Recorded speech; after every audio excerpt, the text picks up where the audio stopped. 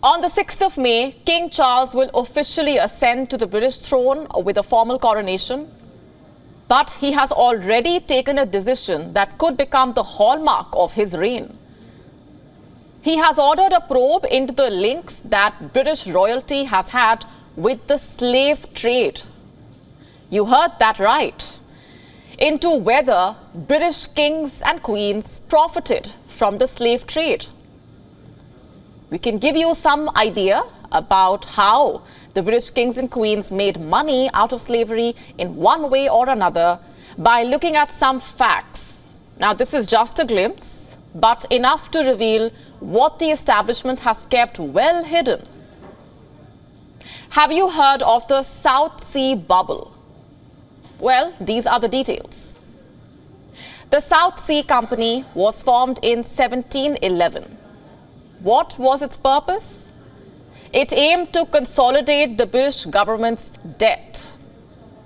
You see, back then, Britain was engaged in expensive wars, and the government debt was at over $11 million. So the country needed money, funds. The Bank of England was the sole lender to the government. The South Sea Company took on and paid off the debt. In return, it was granted a monopoly on trade between Britain and Spain in the South Seas, particularly on the sale of slaves. But this idea had a major problem. Britain was at war with Spain. It was in no position to dictate the trade there, unless favorable terms were reached in peace talks, which is exactly what happened. A series of treaties were signed between 1713 and 1715. They were called the Peace of Utrecht. And as a result, the South Sea Company scored a monopoly in slave trade. 4,800 slaves were transported to Latin America annually. By 1718, politicians, celebrities, nobles, including author Jonathan Swift and scientist Isaac Newton, had invested in the company. King George I, in fact, became the company's governor. He held a substantial shareholding. The company's share prices kept going up. But it did not last long and the market collapsed. The company's shares plummeted to $154 by the end of the year. The South Sea Bubble had burst. Despite the collapse, there was a clear winner.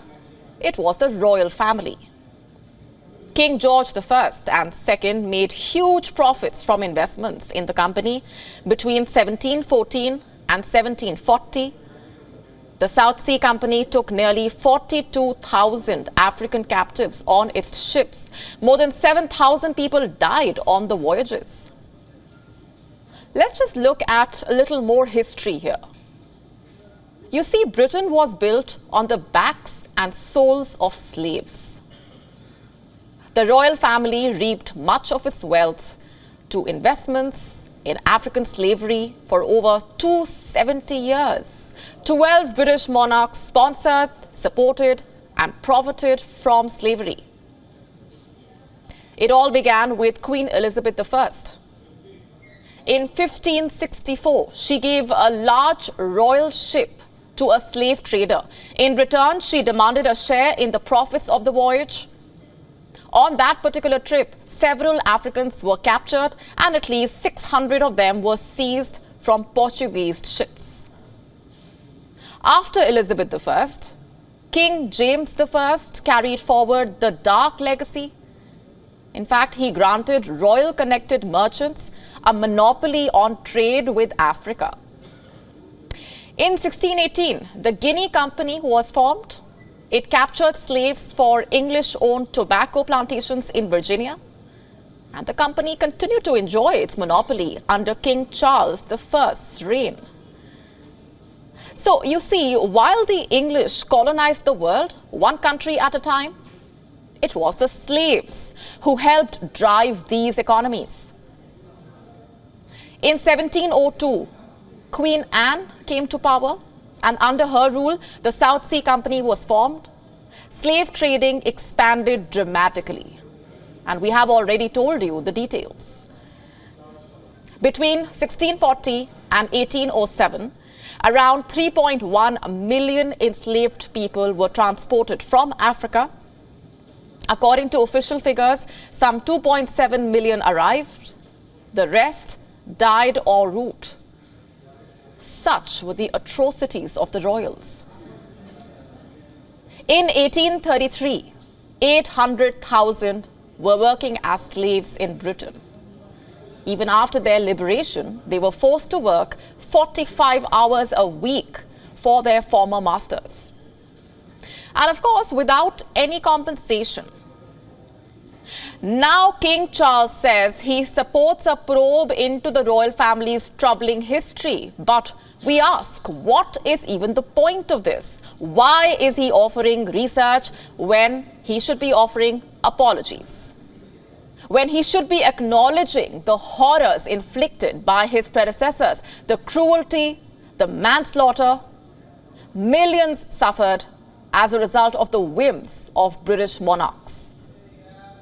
Are British royals finally going to accept responsibility? And if they do, will they give reparations out of their massive private wealth? Has King Charles, in his desire to match the spirit of liberalism, put his fist in a hornet's nest and released angry toxic bees, which will sting not just him, but his family and the lineage which has made him monarch? Will this contribute to the departure of countries like Australia from the Crown's embrace? We don't know, but what we do know is that King Charles does not also fully know the size of the conflagration that will follow now that he has lit the fuse of an explosive powder keg. WION now available in your country. Download the app now. Get all the updates on the move.